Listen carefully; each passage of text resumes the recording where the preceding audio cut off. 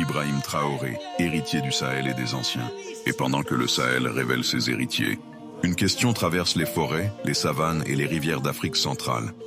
Centrafrique, quand verras-tu naître ton héritier de lumière?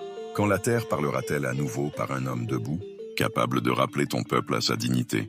Car l'histoire le montre, les grands hommes ne disparaissent jamais vraiment. Ils se taisent d'un temps, puis reviennent par d'autres voies. Sankara est tombé, mais son esprit n'est jamais mort. Aujourd'hui, beaucoup disent qu'il marche à nouveau, non pas dans un corps ancien, mais dans la détermination et la rupture portée par Ibrahim Traoré. Ce n'est pas une imitation, c'est une continuité. Le même refus de la soumission, la même parole droite face au monde. Avant que les frontières ne soient tracées, avant que les noms ne soient écrits, le Sahel parlait déjà.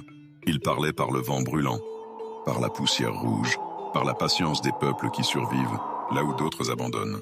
Et un jour, le Sahel a rappelé un de ses fils, Ibrahim Traoré, héritier du Sahel et des anciens, n'est pas né du hasard, mais d'un temps de rupture.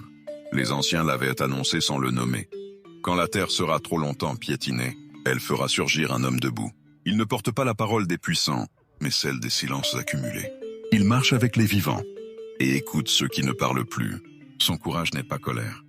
Il est mémoire. Sa force n'est pas domination. Elle est protection. Quand le soleil écrase les plaines, il reste. Quand la peur traverse les villages, il avance.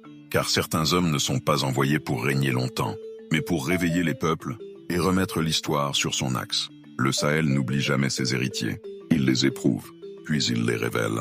Et la Centrafrique, elle aussi, porte cette mémoire. Boganda n'est pas mort dans l'esprit de la terre. Sa vision dort encore dans les consciences, en attente d'un corps, d'une voix, d'un courage.